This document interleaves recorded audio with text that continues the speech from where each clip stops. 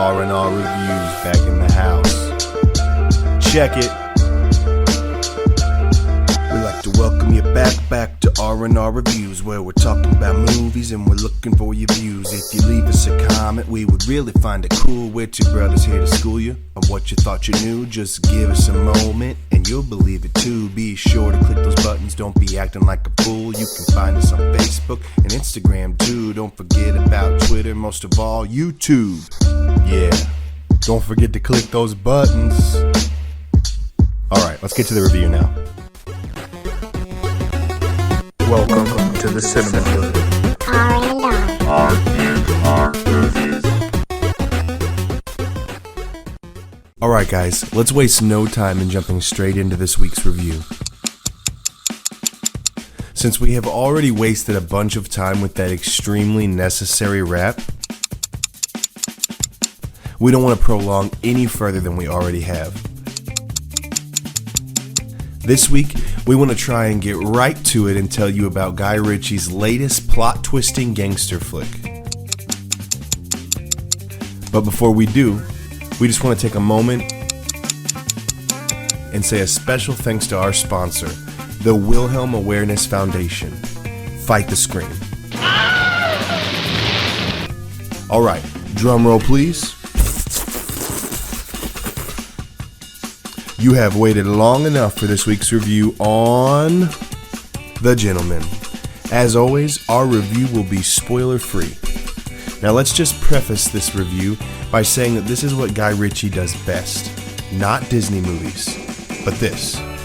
Mr. Ritchie, if you're listening right now, and I'm sure that you are, please keep making these English gangster films and leave the Disney flicks to, other people who can ruin them.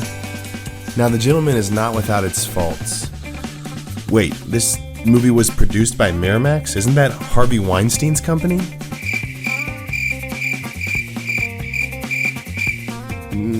Moving on.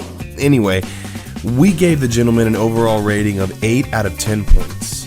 This is an excellent story told in a way that only Guy can tell it.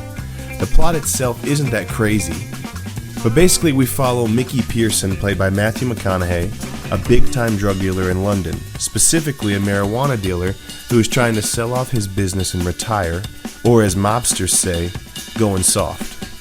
The details that follow are those of violence, blackmail, and betrayal as these criminals all try to grab their piece of the spotlight. None of the characters in this film are inherently good, and no one can be trusted. Now, nearing the end of the third act, I began to think I was going to be disappointed with how this story ended, and right when I thought I had a grasp on what was going on, BAM! Guy Ritchie just slaps me in the face, and I left quite entertained. This film has a way of riding the line between comical and dramatic. The humor isn't so evident and truly causes you to have to pay attention to catch it. Most films can't pull this off. It's what we here at R&R like to call the perfect storm of cinema, and this movie has it. It's a piece of art handcrafted by Guy himself, and it's that detail that creates this genuinely good story with great characters. Now, all of our characters are intriguing and likable, even down to the boss's goons. We like all the good guys, despite none of these guys actually being good, and we begin to root for these so-called protagonists. This is one of those films that assembles an ensemble cast that just plays off of each other and makes this film come alive. There are nearly too many to cover, so we'll try to do it quickly.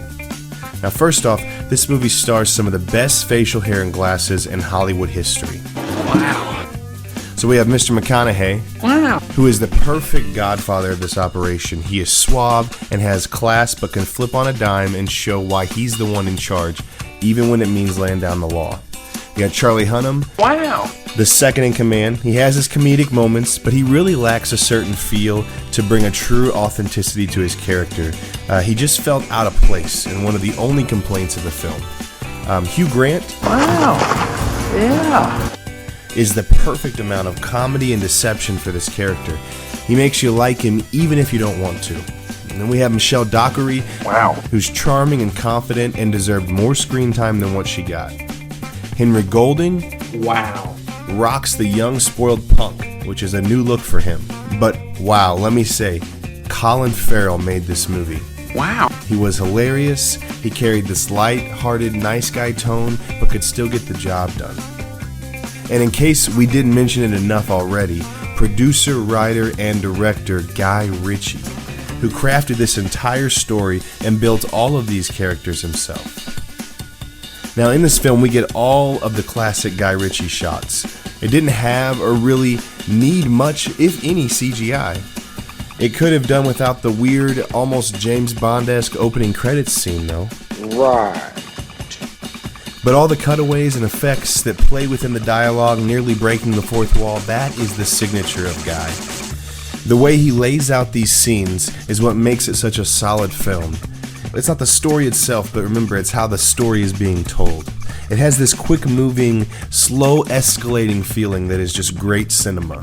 And if you look closely, you can catch some Easter eggs in the backgrounds of the scenes, like the Man from U.N.C.L.E. poster in the background. First-time composer Christopher Binstead brings us a complementing score that helps create the perfect storm of cinema. It has this snap between the tone shifts in the film that really brings you into the moment.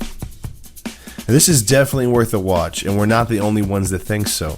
The Gentleman had a budget of around $22 million and grossed worldwide over $65 million. It also received high ratings on various review sites, but who cares what they think, right? What we're trying to say is, see this movie. It's a good break from the plotless blockbusters full of overdone CGI that we spend most of our time watching. Truly entertaining. Alright guys, that's all we have for today, so until we see you next time, it's a beautiful day in the cinema hood.